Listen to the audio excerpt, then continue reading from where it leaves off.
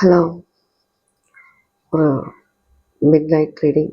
நல்லா தூங்கிட்டு இருந்தேன். சடனாக முழிப்பு வந்துருச்சு. மைண்டில் ஒரு சேனல் மெசேஜ் உடனே பண்ண சொல்லிட்டு, இது எத்தனை பேருக்கு ரெசனேட் ஆகும் யாருக்குன்னு எனக்கு தெரியாது. ஒருத்தருக்கா இருக்கலாம், 2 பேருக்கா இருக்கலாம்.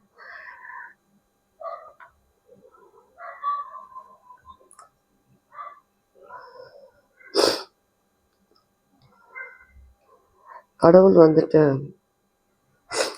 யாருக்கு என்ன கொடுக்கணும், எப்போ கொடுக்கணும் எல்லாமே கடவுளுக்கு தெரியும். யாருமே வானத்தில் தப்பி குதிச்சிடல. தானா என்ன சொல்கிறது, தான் தான் கடவுள், தான் தான் இல்லைன்னு சொல்லிட்டு நினச்சிட்டு தேவையில்லாத சில விஷயங்கள் பண்ணுறது, தேவையில்லாமல் மற்றவங்களுக்கு கஷ்டம் கொடுக்கறது. ஏன் இந்த மாதிரி?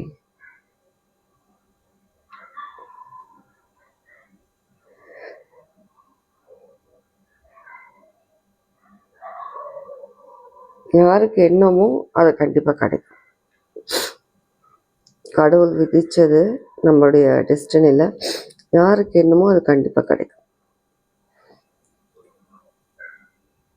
அது நல்லதாக இருந்தாலும் சரி, கெட்டதாக இருந்தாலும் சரி,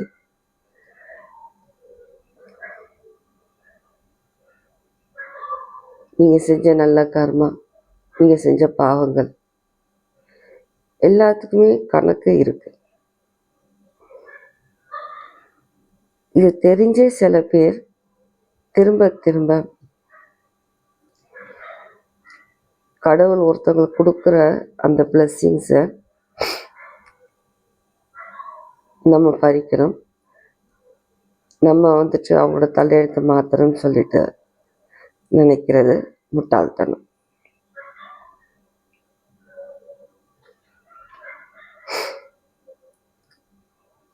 என்னதான் ட்ரை பண்ணாலும், என்னதான் நீங்கள் நிறைய விஷயங்கள் இந்த உலகத்தில் கடவுள் எல்லாத்துக்குமே நல்ல விஷயம், உங்களுக்கு ஒரு கிஃப்ட் கொடுத்துருக்காங்க, ஒரு பிளஸ் பண்ணியிருக்காங்க உங்களுக்குன்னா நல்ல விதத்தில் எடுத்துக்கோங்க.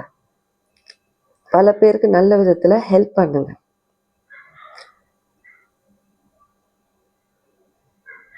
கெட்டது பண்ண நினைக்கக்கூடாது. ஒரு கிஃப்ட் உங்களுக்கு கொடுத்துருக்காங்கன்னா ஏதோ ஒரு தெரிஞ்சோ தெரியாமலோ ஒரு நல்ல விஷயம் நீங்கள் பண்ணியிருக்கலாம். இந்த ஜென்மத்தில் பண்ணியிருக்கலாம், இல்லை போன ஜென்மத்தில் பண்ணியிருக்கலாம்.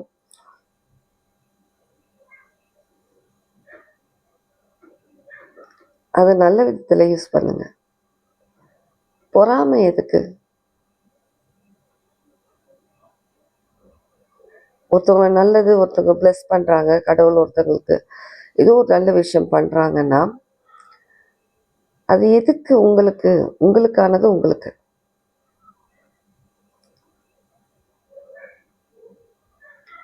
அடுத்தவங்களுக்கு கொடுக்கறது எதுக்கு உங்களுக்கு தேவை?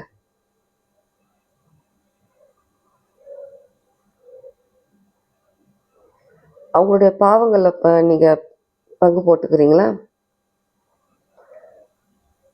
நல்ல விஷயங்கள் வேணும்னு கேட்குறீங்கல்ல, அவங்க லைஃப்பில் நல்லது நடக்குது இல்லை, அதில் கேட்குறீங்கல்ல, பாவத்துலேயும் பங்கு போட்டுக்கோங்க. அவங்க தெரிஞ்சோ தெரியாமல் பண்ண பாவங்களை நீங்கள் ஏற்றுக்கிறீங்களா?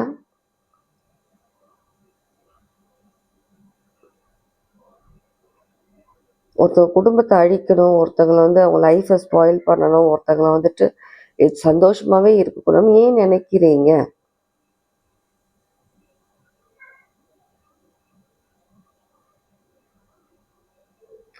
தவறான விஷயம் பண்ணுறீங்க.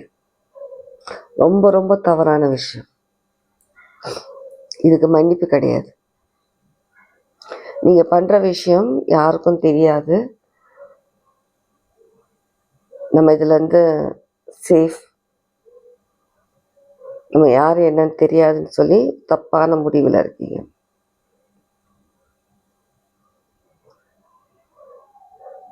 நீங்கள் என்ன பண்ணுறீங்க, யாருக்கு பண்ணுறீங்க, எதனால் எப்படிலாம் பண்ணிட்டு இருக்கீங்கன்றது எல்லாமே தெரியும் அந்த கடவுளுக்கு.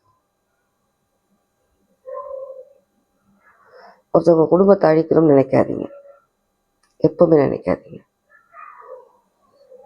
இப்போ வேணா நீங்கள் சேஃபாக இருக்கிற மாதிரி தோணலாம்,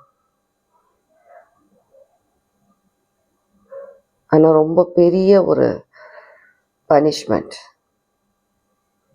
உங்களுக்கு இருக்கு. ஆல்ரெடி உங்களுக்கு வார்ன் பண்ணியிருக்காங்க ஆல்ரெடி உங்களுக்கு.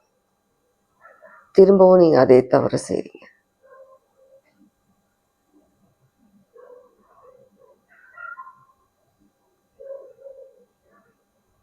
நான் சொல்கிற இந்த விஷயம் உங்கள் காது வரைக்கும் வரும் கண்டிப்பாக எனக்கு தெரியும். இது எல்லாருக்கான மெசேஜ் கிடையாது.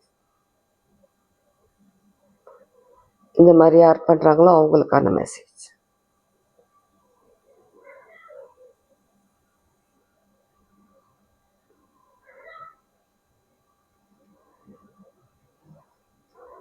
நீங்கள் யாருக்கு கெடுதல் பண்ணணும்னு சொல்லிட்டு பண்ணிட்டு இருக்கீங்களோ அவங்க லைஃப்பில் கண்டிப்பாக முன்னேறுவாங்க,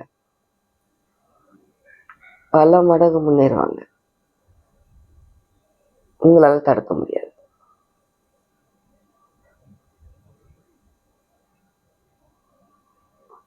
உங்களை காப்பாற்றிக்கோங்க.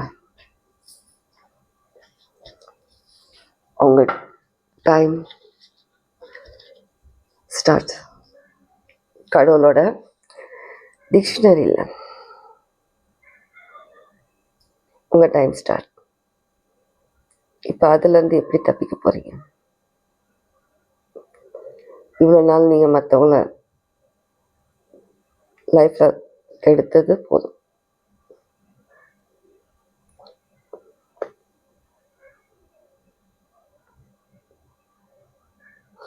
திருந்த மாட்டீங்க. நீங்கள் ஒரு தடவை வார்ன் பண்ணாங்க, திரும்பவும் நீங்கள் திருந்தலை, திரும்ப அதே தப்பு செய்கிறீங்க.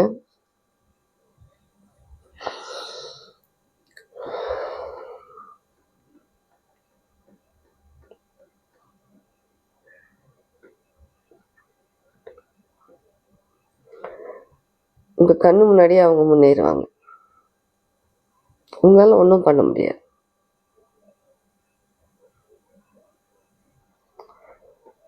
இது கொஞ்சமாக ஒரு நல்ல விஷயம் உங்களுக்கு ப்ளஸ் பண்ணதுனால உங்களுக்கு கிடைச்ச அந்த கிஃப்ட்டை வந்து தவறாக யூஸ் பண்ணாதீங்க.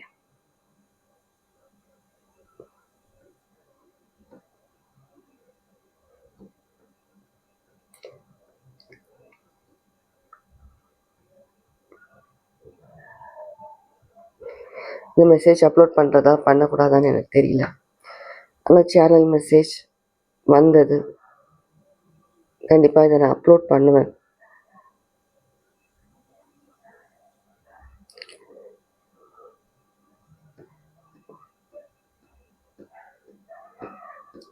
போய் சேரணும்ல, யார் தப்பு பண்ணுறீங்களோ அவங்க வரைக்கும் போய் சேரணும்ல.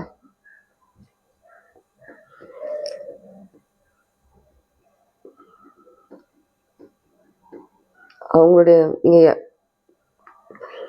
யாருக்கு நீங்கள் தப்பு செய்கிறீங்களோ, அவங்க லைஃப் நல்லா இருக்கக்கூடாதுன்னு நினச்சி பண்ணுறீங்களோ அவங்க நல்லா இருப்பாங்க கண்டிப்பாக.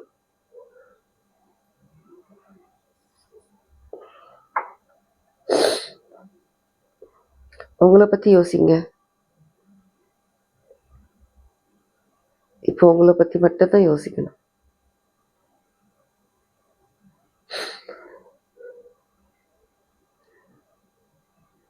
எப்படி தப்பிக்க போறீங்க?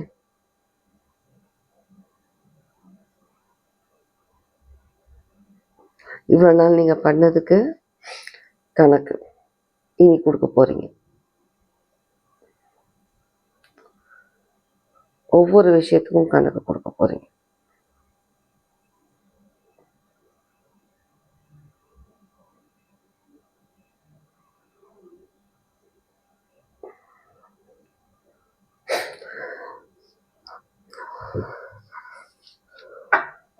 சின்ன விஷயமா இருந்தால் கடவுள் தான் காப்பாற்றணும்னு சொல்லுவாங்க.